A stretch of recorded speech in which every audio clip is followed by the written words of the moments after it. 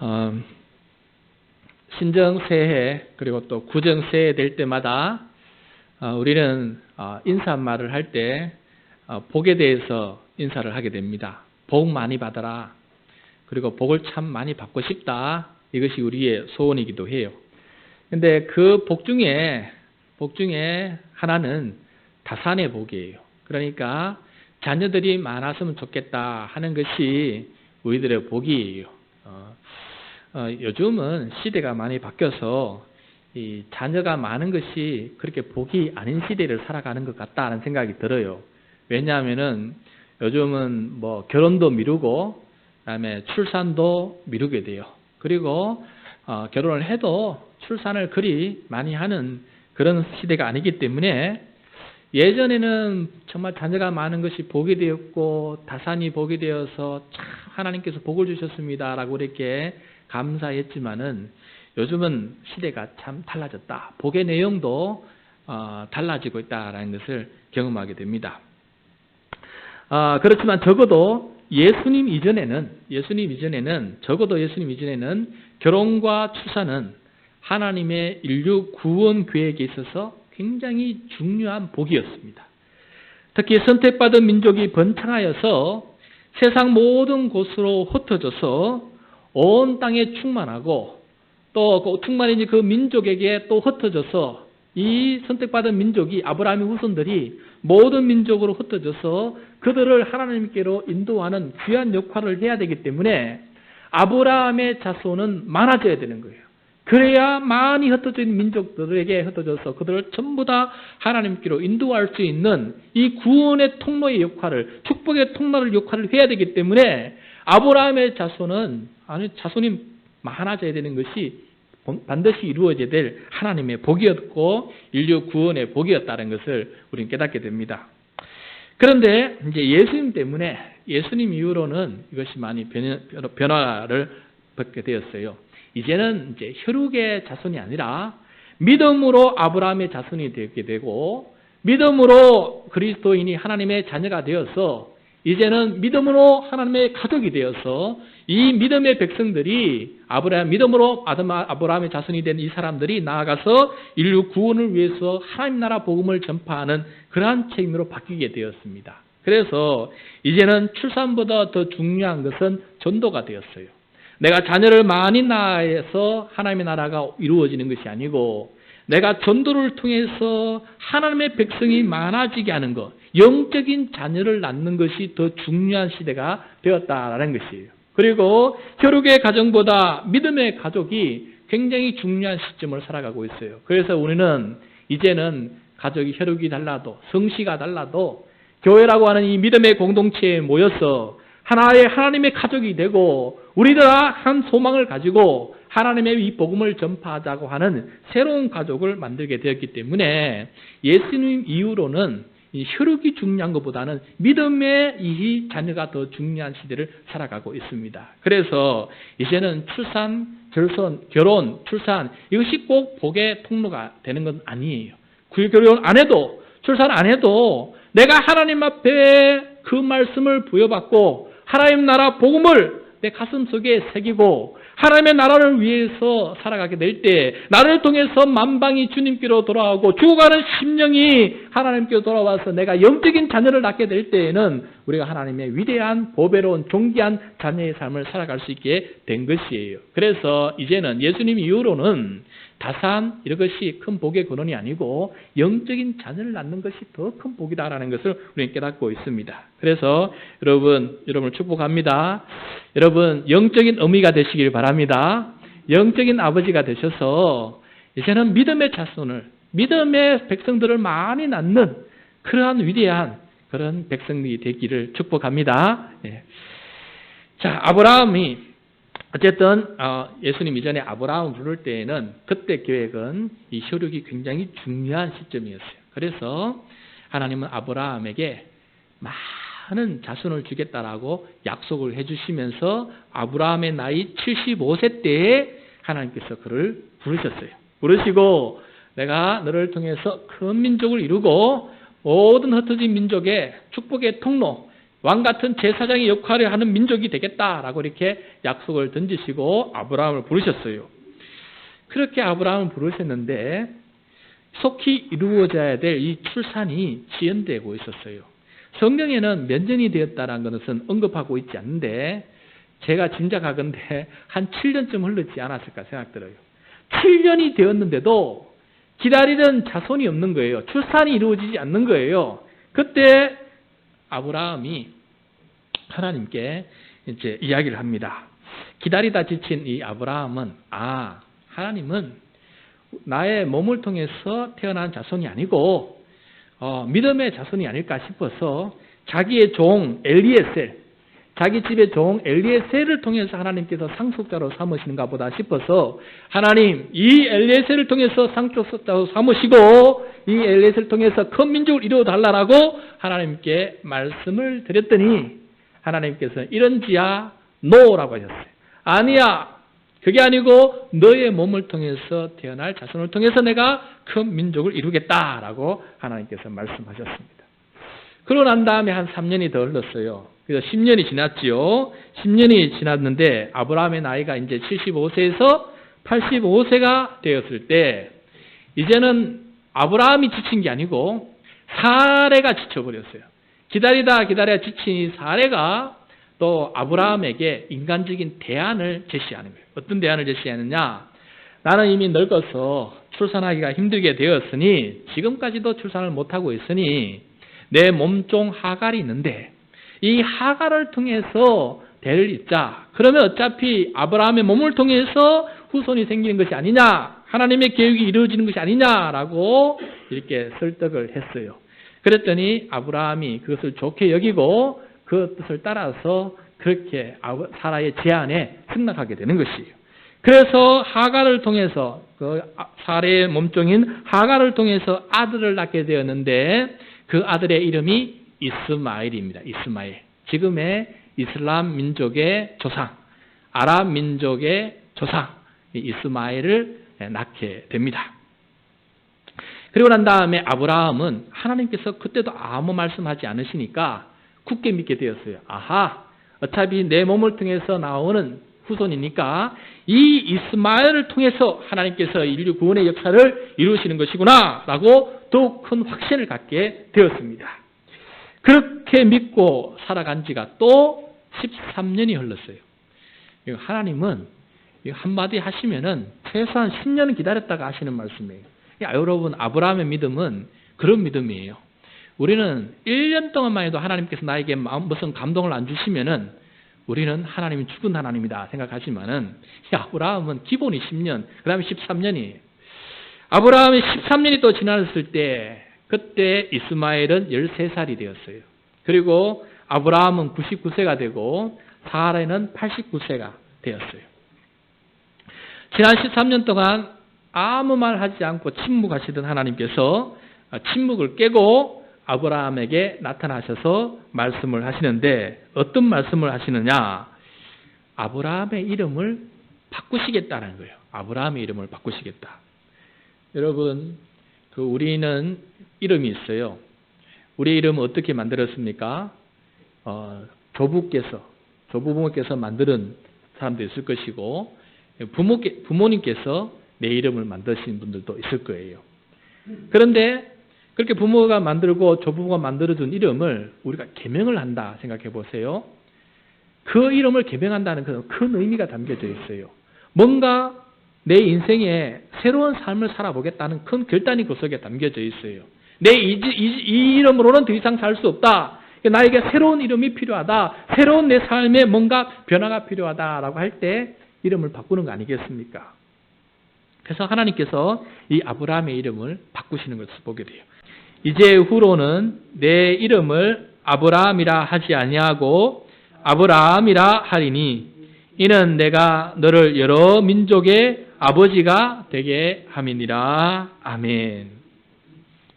자, 하나님께서 아브라함의 이름을 아브라함에서 아브라함으로 바꾸고 계십니다.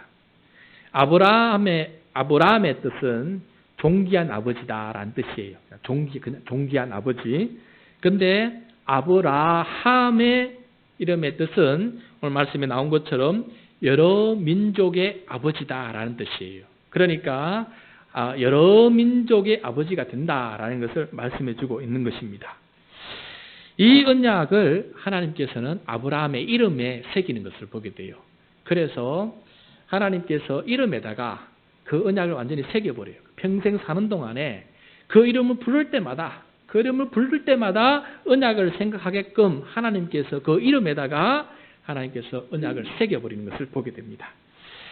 그러나 아브라함은 왜 이렇게 이름을 바꾸는지 정확하게 그 이유를 잘 몰랐어요.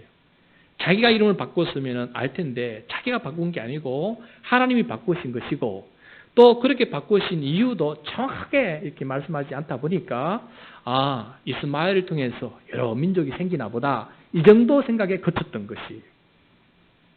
자, 이름에다 언약을 새긴 하나님께서는 이번에는 이름에만 새기는 것이 아니라 아브라함의 몸에도 아브라함의 살에도 이 언약을 새기는 것을 보게 돼요. 하나님 뭔가 지금 뭔가 벼르고 굳은 결심을 가지고 지금 아브라함에게 뭔가 큰 변화를 지금 일으키고 있는 것을 보게 됩니다. 그러나 아브라함은 그걸 잘 깨닫지 못하는 것이에요. 자, 할례를 명하셨는데 이것이 그 몸에 새기는 언약의 표징이 된다라고 말씀하셨어요. 그 부분 읽어보겠습니다. 10절과 11절 말씀 시작. 너희 중 남자는 다 할례를 받으라. 이것이 나와 너희와 너희 후손 사이에 새길 내 언약이니라. 너희는 포피를 베어라. 이것이 나와 너희 사이에 언약의 표징이니라. 자, 아브라함은 정확히 이유를 알지 못하지만은 하나님께서 할례를 행하라고 명령하셨기 때문에 이 할례를 행하는데 일단 동참은 하게 됩니다. 그러나 그 이유를 깨달았을까? 저는 그 본문상 읽어보면은 아직 아브라함은 왜 하나님께서 이렇게 엄청난 일을 하고 계시는지를 깨닫지 못했다라는 생각을 해보게 됩니다. 여러분, 할례는 아브라함이 만든 하나님께서 최초로 만드신 그런 의식이 아니에요. 이미 아브라함 이전부터 고대 근동 지역에는 이 할례가 두루 행하고 있었어요. 성인 의식을 할 때, 그러니까 남자아이가 성인이 될 때 이 할례 의식을 행하는 그런 백성도 있었고, 또 다산의식, 그러니까 자녀를 많이 낳기 위해서 아이를 잘 못 낳는 남성들에게 이 할례를 행할 때도 있었다는 거예요.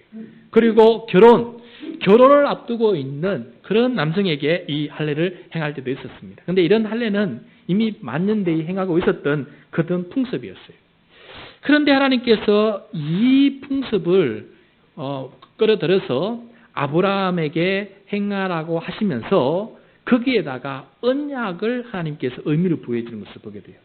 이제부터 이 할례는 하나님께서 이루실 언약의 징표다라고 하시면서 이것을 사용하신 것을 보게 됩니다. 자, 언약의 징표, 이름에도 새기고 몸에도 새기면서 뭔가 이 하나님께서 일을 하고 계시는데 이 할례조차도 아브라함은 지금 무슨 뜻인지 모르고 그것을 듣기만 합니다. 엎드려서 예 듣기만 하고 있어요. 자, 그러면 본격적으로 깨닫게 된 시점은 언제였느냐? 바로 아브라함의 아내 사레의 이름이 사라로 바뀌는 그 시점에 그때서야 아브라함이 지금 하나님께서 하고 계시는 일이 뭔지를 깨닫게 되는 것이에요. 그 말을 한번 보도록 하겠습니다.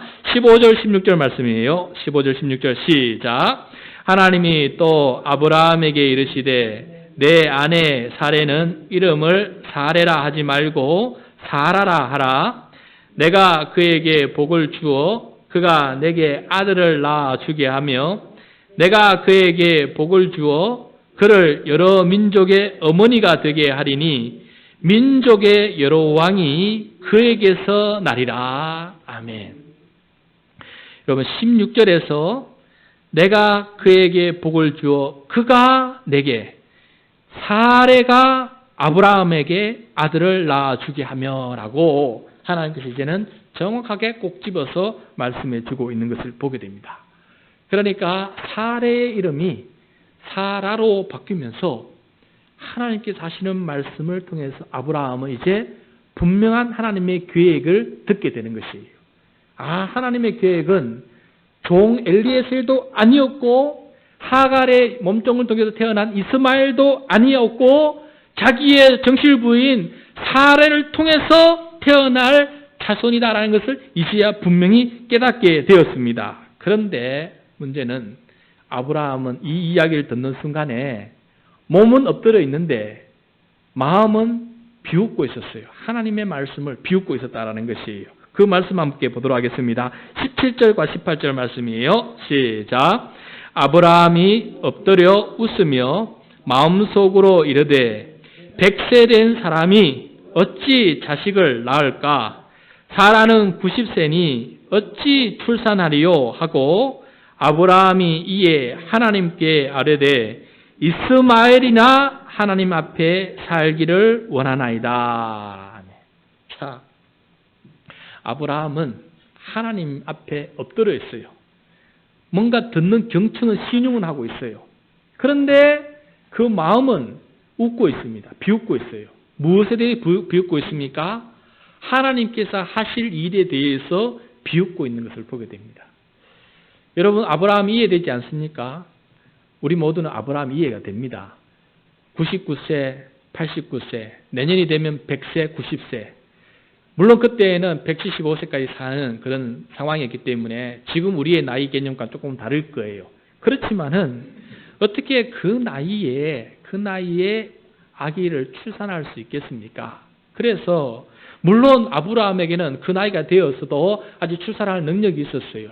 나중에 사라가 죽었을 때 두 번째 부인을 맞이하게 되는데 두 번째 부인을 통해서 자녀를 5이나 더 낳아요.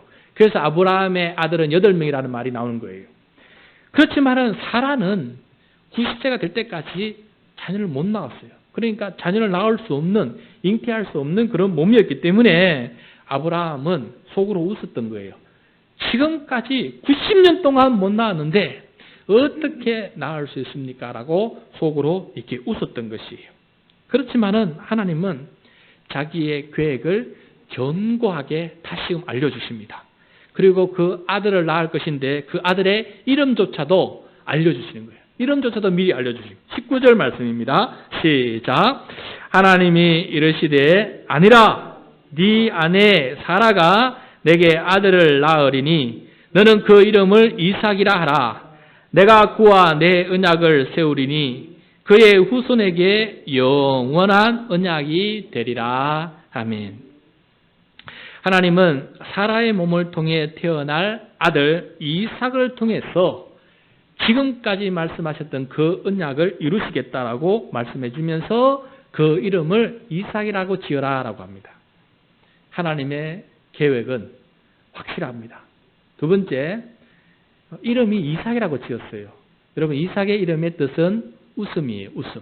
웃다라는 뜻이에요. 아브라함이 이 하나님의 말씀에 대해서 웃어버렸기 때문에 하나님께서 그 아들의 이름을 웃다, 웃음으로 짓게 만들었어요. 이삭으로. 그래서 지금은 허탈한 웃음, 불신의 웃음이지만은 내년에는 기쁨과 확신에 찬 웃음으로 변하게 될 것이다 라는 것을 지금 그 이름에다가 미리 알려주고 있는 것을 보게 됩니다. 그리고 난 다음에 정말 그 다음 해에 사라가 임신을 하게 되었고 아기를 낳게 되었고 그리고 그 90세에 자녀를 얻게 되어서 이름을 이삭이라 이름을 짓게 되는 것을 보게 됩니다. 이것이 오늘 말씀의 이야기입니다. 여러분, 오늘 말씀을 통해서 우리에게 하시는 말씀이 뭘까 곰곰이 생각해 보았습니다. 도대체 이 이야기를 통해서 우리에게 하시고자 하는 말씀이 뭘까? 우리 무엇을 경청해야 될까? 우리가 다 지금 아이를 낳아야 되는 것도 아니고 또 우리가 아이를 출산할 수 있는 그런 계획이 있는 것도 아니기 때문에 우리가 지금 이 말씀을 통해서 깨달아야 될 것은 뭘까? 한번 곰곰이 생각해 보았는데 그 말씀의 그 근본적인 그 의미는 1절에 있다는 것을 깨닫게 되었어요. 1절에. 이 모든 이야기의 시작점에 하나님께서 이미 선포하신 그 말씀 속에 이 모든 이야기의 목적이 그 속에 담겨져 있다는 것을 깨닫게 되었어요. 자, 23년 만에 아브라함과 사라에게 약속의 아들을 주신 그 이유가 뭘까? 우리 1절 말씀을 통해서 같이 한번 깨닫도록 하겠습니다. 1절 말씀 같이 읽겠습니다. 아브라함이 99세 때에 여호와께서 아브라함에게 나타나서 그에게 이르시되 나는 전능한 하나님이라. 너는 내 앞에서 행하여 완전하라. 자, 여러분, 지금 이 이야기를 통해서 하나님은 나는 전능한 하나님이다 라는 것을 네가 믿을 수 있는 사람이 되었으면 좋겠다 하는 목적을 가지고 지금 23년을 이렇게 하나님께서 끌고 오시는 거예요. 우리의 삶에 여러분 하나님께서 약속하신 그런 언약의 복이 지연되고 있는 것이 있습니까? 예를 들어서 남편의 구원 문제 놓고 자녀의 구원 문제 놓고 몇십 년을 기다려도 하나님이 지금 응답하지 않고 지연되고 있는 것이 있지 않습니까? 취업 문제 놓고 여러분 계속해서 이 문제가 지연되고 해결이 되지 않고 늘 하나님께서 지금 지연시키고 있지 않습니까? 경제적인 회복 이 하루아침에 이루어지지 않고 지금 계속해서 어려움 속에 살아가고 있는 분 계시지 않습니까? 건강의 회복 하나님 앞에 그렇게 하소연하면서 기도해봤지만은 이 건강이 회복되지 않고 10년, 20년 지금 오랫동안 지속되고 있는 분 계시지 않습니까? 왜 그렇게 하시는 것일까? 왜 하나님은 약속한 그것을 당장 이루지 않냐고 이렇게 오랜 세월을 지연시키면서 그 복을 끌고 가고 계시는 것일까? 그 이유가 무엇일까? 바로 1절에서 하시는 말씀이 이런 과정을 통해서 네가 나를 전능하신 하나님으로 믿어야 되는데 그 믿음이 생기게 하려고 지금 이 일을 하고 있다는 것을 보여주고 있어요. 그런 믿음이 생기면은 그때부터 그 사람은 하나님 앞에서 온전하게 완전하게 행할 수 있는 사람이 될 수 있기 때문에 그렇습니다. 하나님을 전능하신 하나님으로 믿지 아니하는 이상은 우리는 하나님을 온전히 섬길 수도 없고 하나님 앞에 전폭적으로 절대 순종할 수 있는 하나님의 자녀가 될 수 없기 때문에 하나님은 그것이 이루어질 때까지 기다리고 지연시키고 있다라는 것을 오늘 우리 통해서 보여주고 있는 것이에요. 그러므로 관건은 무엇입니까? 내가 하나님을 전능하신 하나님으로 내가 믿고 신뢰하고 있느냐? 이것이 바로 오늘 우리에게 던지는 하나님의 질문이에요. 지금 예배드리는 우리에게 하나님께서 우리의 삶을 통해서 우리의 삶의 질고를 통해서 우리의 삶의 모든 역경을 통해서 지연되고 있는 이 하나님의 복을 통해서 하나님께서 지금 나에게 하는 질문이 무엇이냐? 그 과정 속에서 너는 나를 전능한 하나님으로 믿고 있느냐? 지금 이거를 묻고 계시는 거예요. 그렇게 되면은 너는 나 앞에 완전히 행할 수 있는 사람이 되고 그때부터는 모든 것들이 하나님 앞에서 온전히 행하는 사람으로 변화된다라고 우리에게 말씀해 주고 있는 것입니다. 그래서 지금은 우리가 하나님의 이 말씀 앞에 전능하신 하나님 뭐가 전능하십니까? 허탈한 웃음을 짓고 있을지 모르겠습니다. 만약에 하나님께서 전능하신 하나님이라고 말씀하시는데 그것이 믿겨지지 않아서 내 마음속으로는 비록 지금 예배는 드리고 있지만 내 마음속에는 허탈한 웃음이 생기는 성도가 계실지 모르겠어요. 그래서 하나님께서는 지금 기다리고 계시는 거예요. 그리고 하나님께서 전능하심을 보여주시려고 지금 기다리고 있는 것이에요. 그러고 난 다음에 전능한 하나님을 만나게 될 때 그때부터 우리는 온전한 하나님의 백성으로 살아갈 수 있게끔 그렇게 해서 하나님께서 만들어가고 계신다라는 것입니다. 그래서 여러분 오늘 제가 설교 제목을 지연되는 복, 강화되는 언약이라고 했습니다. 왜? 이것을 통해서 하나님과의 관계가 우리가 더욱더 강화되어서 더 친밀하고 믿음의 관계, 확신의 관계 속에 서야만이 그 다음부터 우리는 하나님께 영광을 돌릴 수 있기 때문에 그렇습니다. 그러므로 여러분 오늘 말씀 1절을 결코 잊어버리지 마시기 바랍니다. 밑에 아브라함의 이름이 바뀌었다, 할례가 되었다, 사라가 자식을 낳았다, 이삭이다. 여기에 형광펜을 치지 마시고 1절에 형광펜을 치시기 바랍니다. 전능하신 하나님을 믿게 되고 그리고 온전히 행하기 때문에 하려고 이 모든 것을 행하고 있다는 것을 여러분 크게다가 형광펜을 치고 이것이 하나님의 궁극적인 목적이다라는 것을 깨닫고 여기에 내가 순종하는 사람이 되겠다라고 결단하면서 주님 앞에 살아가는 저와 여러분 될 수 있기를 간절히 소원합니다. 네.